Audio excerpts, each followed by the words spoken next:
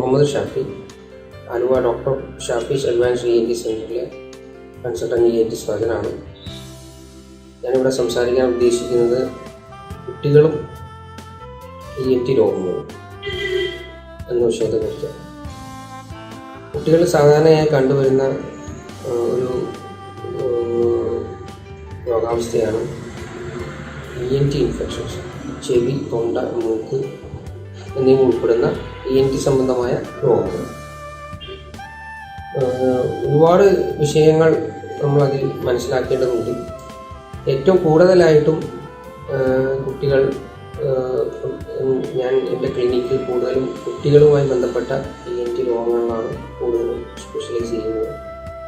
നമ്മുടെ അടുത്ത് വരുന്ന കൂടുതൽ കുട്ടികളിലും കാണുന്ന ഒരു രോഗത്തെക്കുറിച്ചാണ് ഞാൻ ഇവിടെ ആദ്യം പ്രതിപാദിക്കാൻ ഉദ്ദേശിക്കുന്നത്. അതിനുശേഷം തുടർന്നുള്ള വീഡിയോകളിൽ ഞാൻ ഓരോരോ വിഷയങ്ങളും കുട്ടികളുണ്ടാകാവുന്ന എല്ലാ ENT വിഷയങ്ങളെക്കുറിച്ചും, ചെറിയ ജലദോഷം തൊട്ട് വലിയ ട്യൂമർ വരെ ഉള്ള അവസ്ഥകളെക്കുറിച്ച് ഞാൻ ഓരോ ടോപ്പിക്കുകൾ അവതരിപ്പിക്കാൻ ഉദ്ദേശിക്കുന്നുണ്ട്. വേറെ ഒന്നും കാരണം എന്തെന്ന് വെച്ചാൽ ENT രോഗങ്ങളെക്കുറിച്ച് വളരെയധികം തെറ്റിദ്ധാരണകൾ ഈ സമയത്ത്. നേരത്തെ ചികിത്സിച്ചാൽ പൂർണ്ണമായും ഭേദമാക്കാൻ പറ്റുന്ന പല അസുഖങ്ങളും പല രീതികളും പല തെറ്റിദ്ധാരണകളും കൊണ്ട് നടക്കുകയും അവസാനം അത് അതിൻ്റെ മൂർധന്യാവസ്ഥയിൽ എത്തുമ്പോഴാണ് പലപ്പോഴും നമ്മുടെ അടുത്ത് വരിക. ആ സമയത്ത് നമുക്ക് പലപ്പോഴും മരുന്നുകൾ കൊണ്ട് ചികിത്സിക്കേണ്ട അവസ്ഥകളും അല്ലെങ്കിൽ ചെറിയ ചികിത്സാ രീതികൾ കൊണ്ട് ചികിത്സിക്കേണ്ട അവസ്ഥകൾ പലപ്പോഴും കഴിഞ്ഞു പോകാറുണ്ട്. ഈ സമയത്ത് ചില ആളുകൾ സർജറി വേണ്ടി വരും, ചിലർക്ക് അതും പറ്റാത്ത, നമ്മൾ ഒന്നും ചെയ്യാനില്ലാത്ത ഒരു അവസ്ഥയിലേക്ക് പോകാറുണ്ട്. അപ്പോൾ അസുഖങ്ങളെക്കുറിച്ച് നേരത്തെ അറിഞ്ഞിരിക്കുക, ഏർലി ഡയഗ്നോസിസ് ആൻഡ് ട്രീറ്റ്മെൻറ്റ്, പറ്റുമെങ്കിൽ മാക്സിമം പ്രിവെൻഷൻ, അതാണ് ഞാനിവിടെ ഉദ്ദേശിക്കുന്നത്. അപ്പോൾ നമ്മൾക്ക് തന്നെ, പേരൻസിന് തന്നെ അത് ചെറിയ ചെറിയ രോഗലക്ഷണങ്ങളിൽ നിന്നും അസുഖങ്ങൾ സംശയിക്കുകയും അതിനുണ്ട് ഇവാലുവേഷൻ, ചെറിയ ടെസ്റ്റുകൾ, ഒരുപാട് വില കൂടിയ അല്ലെങ്കിൽ കോസ്റ്റ്ലി ടെസ്റ്റുകളല്ല, ചെറിയ ചെറിയ ടെസ്റ്റുകളിൽ കൂടി തന്നെ നമുക്ക് ആ രോഗങ്ങൾ നേരത്തെ കണ്ടെത്താൻ സാധിക്കും. ആമുഖമായി ഇത്രയും പറഞ്ഞുകൊണ്ട് ഞാൻ എൻ്റെ വിഷയത്തിലേക്ക് എടുക്കാം. ആദ്യമായി ഞാൻ സംസാരിക്കാൻ ഉദ്ദേശിക്കുന്നത് കുട്ടികളുടെ കൂട്ടുംവിളിയാണ്. പല പേരൻസും കംപ്ലൈൻറ്റ് ചെയ്യാറുള്ള കുട്ടികൾ കൂട്ടും വലിക്കുന്നു, അവർ വാ തുറന്നുറങ്ങുന്നു, ശ്വാസതടസ്സം അനുഭവപ്പെടുന്നു, അവരുടെ ഉറക്കം ശരിയല്ല, ക്ലാസ്സിൽ ശ്രദ്ധ കുറവുണ്ട്, ഇടയ്ക്കിടയ്ക്ക് ചെവിവേദന വരുന്നുണ്ട്, കേൾവിക്കുറവ് സംശയിക്കുന്നു, TV ഉച്ചത്തിൽ വെക്കുന്നു. ഇങ്ങനെ പല പല പ്രശ്നങ്ങളായിട്ടാണ് വരിക. ഇതിൻ്റെ മൂല കാരണം നമ്മൾ അന്വേഷിക്കുന്നത് കുട്ടികൾ കൂട്ടും വലിയാണ്. കൂട്ടും വലിക്കുന്നത് ഒരിക്കലും നോർമലല്ല, കുട്ടികളിലായിക്കോട്ടെ മുതിർന്നവരിലായിക്കോട്ടെ. നമ്മൾ കേട്ടോ സ്ലീപ്പ് ലൈക്ക് എ ബേബി എന്ന് പറഞ്ഞാൽ ഒരു വളരെ കാം ആൻഡ് ക്വയറ്റ് ആയിട്ട് വേണം ഒരു കുട്ടി ഉറങ്ങാൻ. അത് കുട്ടി റൂമിൽ ഉറങ്ങുന്നത് നമ്മൾ പുറമെ നിന്ന് ഒരാൾ ദർശിച്ചാൽ അയാൾക്ക് അത് മനസ്സിലാകരുത്.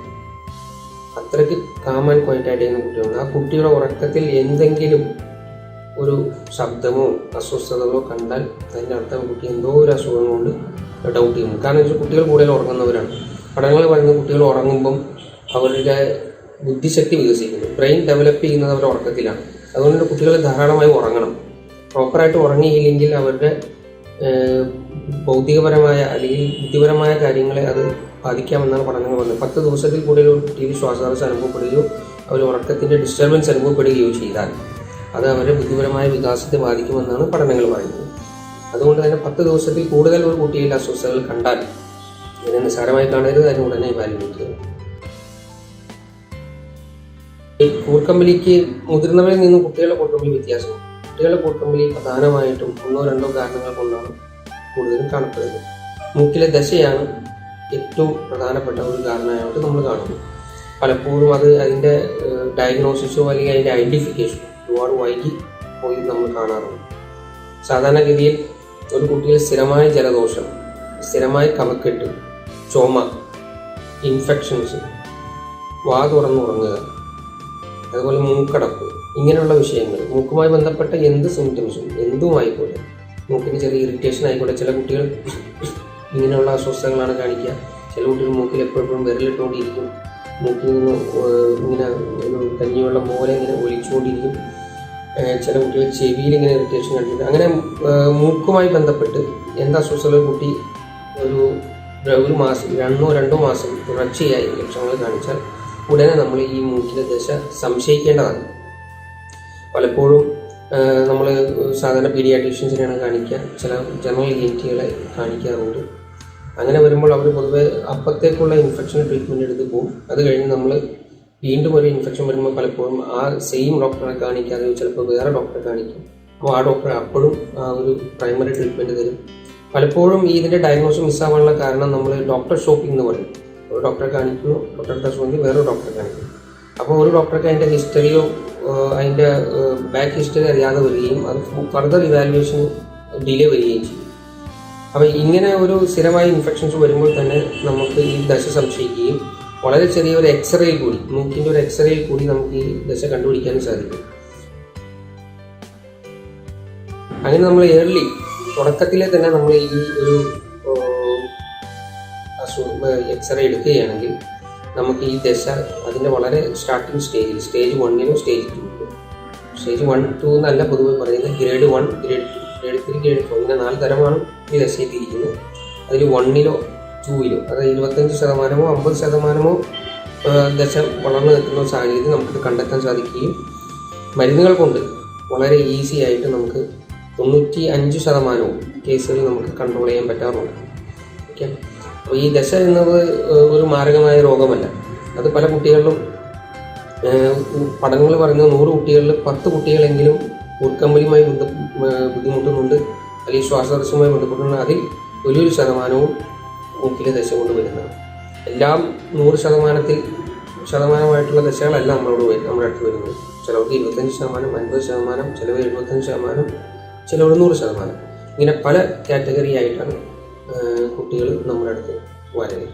പല കാരണങ്ങളുണ്ട് ഈ ദശ വരാനായിട്ട്. പലപ്പോഴും പേരൻസ് നമ്മളോട് ചോദിക്കാറുണ്ട്, എന്താണ് ഡോക്ടറെ ഇതിങ്ങനെ റിപ്പീറ്റഡായിട്ട് കുട്ടികൾക്ക് വരാനുള്ള ഒരു കാരണം. ഒരുപാട് ജനിതകമായ കാരണങ്ങൾ, ഇൻഫെക്റ്റീവ് കാരണങ്ങൾ, അത് ഞാൻ അടുത്ത വീഡിയോയിൽ നിങ്ങളോട് ഡിസ്കസ് ചെയ്യാം. എന്തൊക്കെയാണ് ദശ വരാനുള്ള കാരണങ്ങൾ, അതിൻ്റെ കണ്ടുപിടിക്കാനുള്ള വേറെ മാർഗങ്ങൾ, അതുപോലെ തന്നെ അതിൻ്റെ ചികിത്സാ രീതികൾ, അതുണ്ടാക്കാവുന്ന കോംപ്ലിക്കേഷൻസ്, അതെല്ലാം നമ്മുടെ ഈ ചെറിയ വീഡിയോയിൽ നിൽക്കുന്നതല്ല. നമ്മൾ അടുത്ത ചെറിയ വീഡിയോ കൂടി ഞാനത് തൊട്ടടുത്തുള്ള വീഡിയോയിൽ കൂടി ഞാനത് നിങ്ങളോട് എക്സ്പ്ലെയിൻ ചെയ്യുന്നതാണ്. അപ്പോൾ കുട്ടികളുടെ കൂർക്കമ്പലിയെ കുറിച്ച് പറയുകയാണെങ്കിൽ നമ്മളത് ഇവാലുവേറ്റ് ചെയ്യണം. കുട്ടികളുടെ കൂർക്കമ്പലി ഒരിക്കലും നോർമലല്ല. പല പഠനങ്ങളിലും ചില പഠനങ്ങൾ പറയുന്നത് സ്ഥിരമായുള്ള കൂർക്കമ്പലി കുട്ടികളിൽ ഒരു 10% അവരുടെ എഫിഷ്യൻസിയെ ഡൗൺ ചെയ്യും. അതായത് 100 പോയിന്റ്, 100 കുട്ടികൾ എടുത്തു കഴിഞ്ഞാൽ അതിൽ 90ാമതാണ് ആ കുട്ടി എത്തിപ്പെടുക. 100ൽ എത്തേണ്ട കുട്ടി 90ലാണ് എത്തുക. അത് അവരുടെ ബുദ്ധിപരമായും മാനസികപരമായും ആരോഗ്യപരമായും അവരുടെ എല്ലാ മൈൽ സ്റ്റോൺസിനെയാണ് അത് എഫക്റ്റ് ചെയ്യുന്നത്. ഒരു പർട്ടിക്കുലർ സ്ഥാനത്തിൽ മാത്രമല്ല. അപ്പോൾ അതുകൊണ്ട് കിടന്ന് ഉറങ്ങുന്നതുകൊണ്ട് ജസ്റ്റ് ഇൻഫെക്ഷൻസ് വരികയോ ശ്വാസതടസ്സം മാത്രമല്ല, അതവരുടെ എല്ലാ തരം മൈൽ സ്റ്റോൺസിനെയും ആ കൂർക്കമ്പലി എഫക്റ്റ് ചെയ്യും. അതുകൊണ്ട് തന്നെ കുട്ടികളുടെ കൂർക്കമ്പലി ഒരിക്കലും നമ്മൾ നിസ്സാരമായിട്ട് കാണരുത്. അത് പ്രോപ്പറായിട്ട് ഇവാലുവേറ്റ് ചെയ്യണം.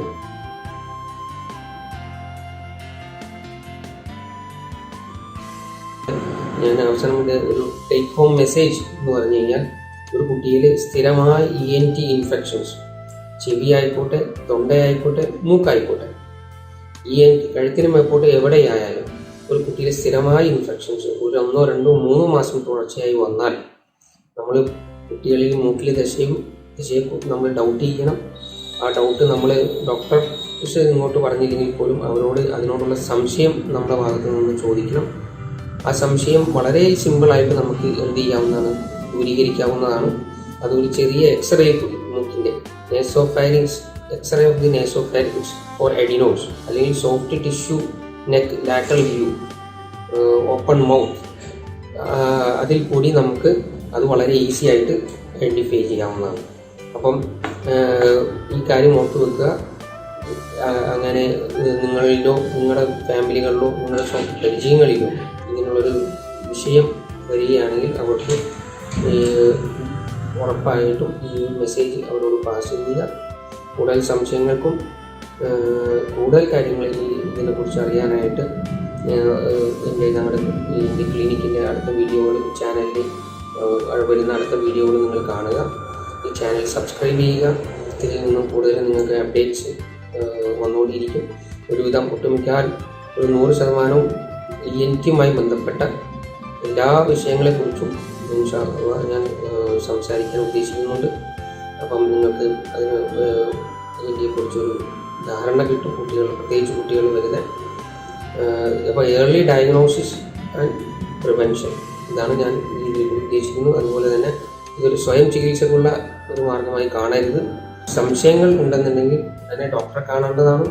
ഇത് ഞാൻ നിങ്ങൾക്ക് ഒരു ഹെൽത്ത് ടിപ്പായിട്ട് തരുന്നതാണ്. എന്തെങ്കിലും സംശയങ്ങളുണ്ടെങ്കിൽ തൊട്ടടുത്തുള്ള ENT ഡോക്ടറെയോ അതിന് കൺസേൺ ആയിട്ടുള്ള സ്പെഷ്യാലിറ്റിയിലോ കാണിച്ച് നിങ്ങളുടെ സംശയങ്ങൾ ദൂരീകരിക്കേണ്ടതാണ്. ഒരിക്കലും അലോപ്പതിയെ അല്ലെങ്കിൽ മോഡേൺ മെഡിസിനെ സംശയത്തോടുകൂടി കാണേണ്ട ആവശ്യമില്ല. ഇന്നത്തെ സാഹചര്യത്തിൽ, ഇന്നത്തെ ആധുനിക ലോകത്തിൽ എല്ലാവിധ ടെക്നോളജികളും യൂസ് ചെയ്യുന്ന ഏറ്റവും അത്യാധുനികമായ സംവിധാനമാണ് മോഡേൺ മെഡിസിൻ. അതിൽ വലിയൊരു ശതമാനം രോഗങ്ങളും നമുക്ക് ചികിത്സിച്ച് ഭേദമാക്കാൻ പറ്റും. അതുകൊണ്ട് തന്നെ വളരെ നേരത്തെ ഉള്ള രോഗനിർണയവും അതിൻ്റെ ചികിത്സയും നമ്മൾ മുടക്കരുത്.